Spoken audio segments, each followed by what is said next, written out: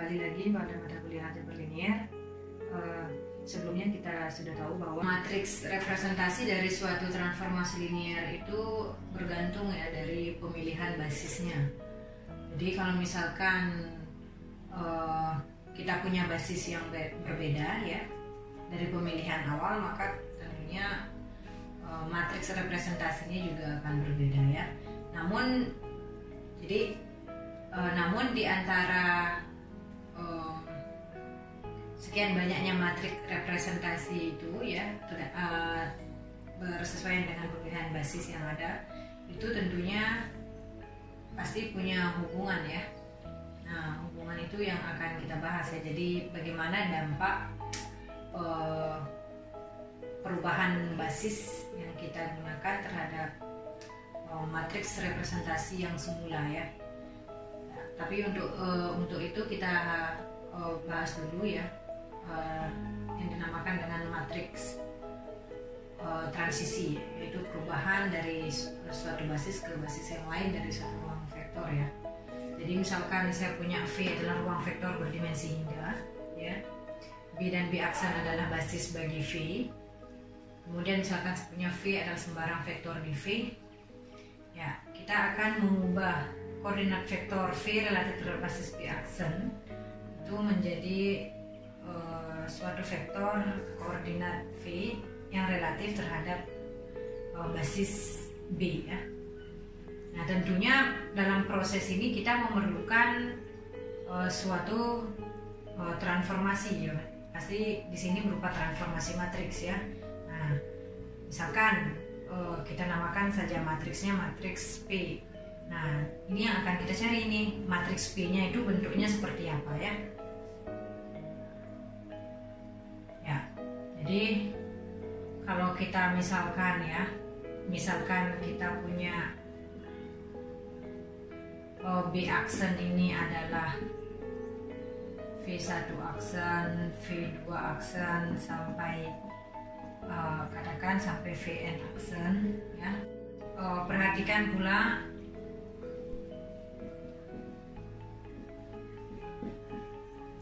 I dari V ke V ini operator identitas ya. Ingat, operator identitas itu memetakan setiap elemen di V ke dirinya sendiri ya. Operator identitas. Jadi maka kita bisa dapatkan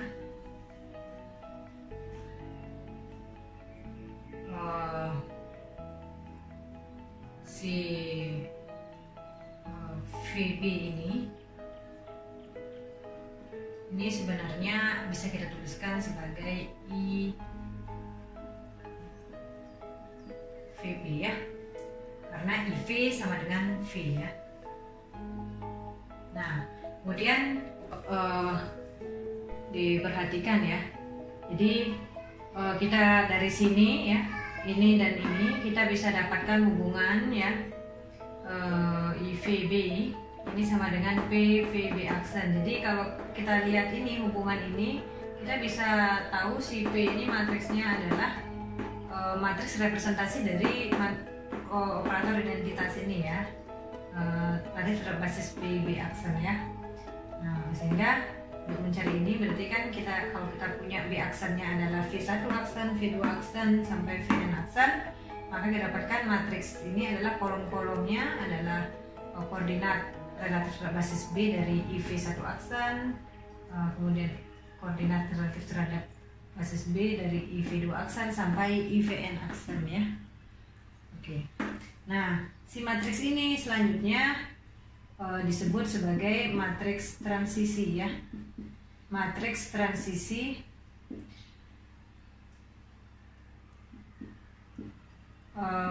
dari basis B aksen ke basis B ya, karena kita mengubahnya dari B aksen ke basis B ya.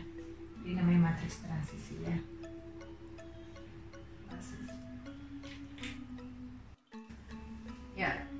Untuk melihat bagaimana dampak perubahan basis ya pada matriks representasinya dan sehingga kita bisa menentukan hubungannya ya. Kalian bisa lihat, kita lihat dulu ini komposisi dari operator linear T dengan operator identitas ya. Jadi misalkan kita punya T operator linear T dari V ke V ya. Kemudian kita sebelumnya juga kita buat misalkan operator linear identitas dari V ke V ya. Jadi setiap V dipetakan ke V dirinya sendiri ya karena operator linear identitas. Kemudian oleh T dipetakan ke TV ya. Jadi V dipetakan ke TV. Kemudian dilanjutkan lagi oleh operator identitas I. Jadi ITV kan berarti TV ya. Nah, sehingga untuk sembarang vektor V tadi di V, maka kita dapatkan TV. TV ini adalah sama dengan peta dari V oleh komposisi ketiga fungsi ini ya. Jadi I, komposisi T, komposisi I ya. Ya. Jadi kita bisa dapatkan diperoleh ya, karena V ini sembarang tadi, berarti kita dapatkan si operator linear T tadi ini itu sebenarnya adalah komposisi dari operator identitas dengan operator T dengan operator identitas lagi ya. Nah, kemudian sekarang misalkan di V ini saya gunakan basis B aksen ya. Kemudian yang di sini kita gunakan basis B. Kemudian di sini basis B dan di sini adalah basis B aksen ya. Maka kita akan dapatkan apa? Matriks representasi dari T relatif terhadap basis B aksen ya, karena di sini ujungnya adalah B aksen dan awalnya adalah B aksen ya. Ini adalah komposisi T, komposisi I, ini apa? B aksen ya. Tapi dari komposisi ya, matriks representasi dari komposisi adalah perkalian dari matriks representasinya ya. Ya, jadi ini I yang pertama ya, I yang ini berarti kan I yang paling ujung ya. Basisnya adalah domainnya adalah B, basis domainnya adalah B, basis kodomainnya adalah B aksen. Berarti ini adalah B aksen B ya. Kemudian T dikali matriks representasi dari T yang domain dan kodomainnya basisnya sama, yaitu berarti BB ya. Ya sebenarnya bisa kita tulis sekali aja ya, B gitu aja ya, tapi nggak apa-apa. Kemudian dikalikan dengan yang I yang ini,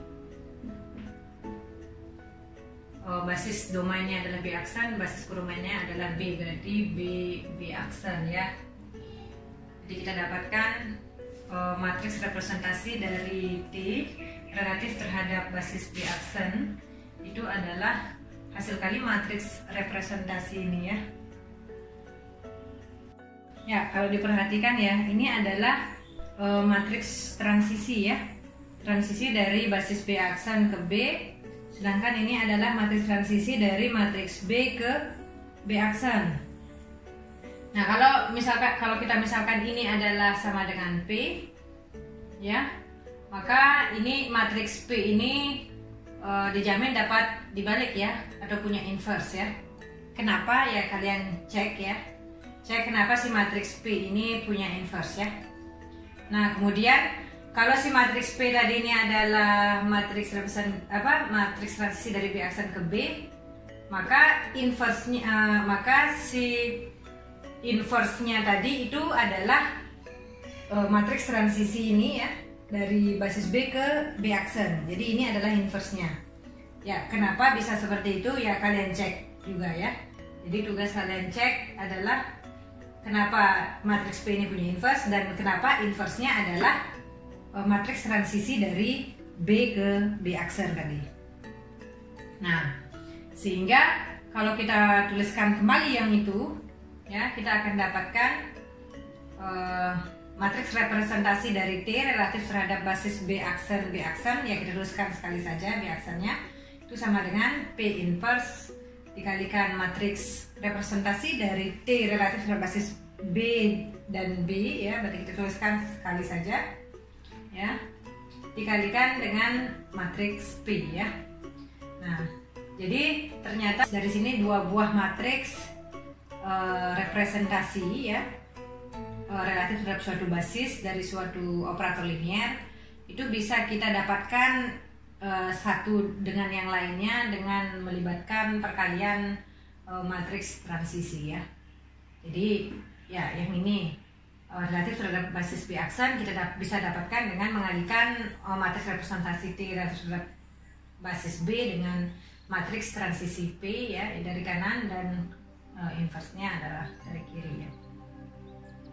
Ya, jadi walaupun kita ubah-ubah kita bisa dapatkan matriks yang satu, matriks representasi yang satu dari matriks yang lainnya dengan mengalikan dengan inverse dan matriks inverse dari matriks transisi dan matriks transisi itu sendiri ya. Nah, lebih lagi kalau kita punya matriks ini bentuk yang seperti ini ya. Jadi kalau misalkan saya punya matriks B, katakan ini matriks B, kemudian saya punya suatu matriks P yang dapat dibalik, berarti P inverse AB, A-nya misalkan itu, dan ini ya, P inverse AP ya. Nah, bentuknya ini seperti ini ya. Nah, jadi si B dan A ini dikatakan matriks yang dua buah matriks yang serupa ya. Jadi B ini serupa ya dengan A ya. Jadi B-nya disebut serupa dengan A.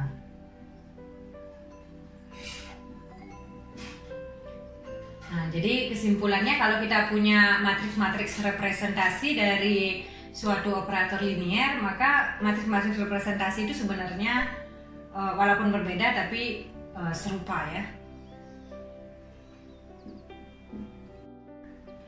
Ya, jadi tadi dua buah matriks representasi dari suatu operator linear itu ternyata serupa ya.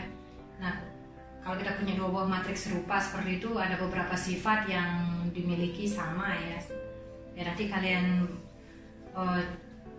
cari ya sifat-sifat apa saja yang dimiliki dua buah matriks serupa itu sama ya. Nah, untuk latihan ya sebagai akhir bab transformasi linear ya, misalkan saya punya operator linear pada R2 ya, yang didefinisikan seperti ini. Jadi Dx1 X2 adalah 1 min X2 min X2 ya. Kemudian misalkan saya punya basis B dan B aksen dari R2 seperti ini, yang B-nya adalah basis standar ini ya, dan B aksennya adalah basisnya ini ya. Kalian cari matriks representasi dari operator linear D ya, relatif terhadap basis standar B ya. Kemudian yang kedua adalah cari matriks representasi dari T relatif terhadap B aksen, tapi melalui matriks representasi dari T yang relatif terhadap basis standar B tadi ya. Jadi yang kedua ini kalian kerjakan menggunakan langkah-langkah seperti yang sampai sini ya, yang tadi kita diskusikan ya. Jadi ya tentunya kalian harus mencari matriks transisinya ya, jadi matriks P dan P inverse-nya. Oke, sekian untuk pertemuan pada video kali ini. Kalau ada pertanyaan silahkan kalian chat atau komentar ya. Pastikan bertanya ya, agar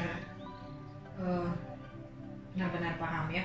Ya, kalian bisa komentar langsung di kolom komentar atau chat via grup ya. Ya, sekian dan terima kasih.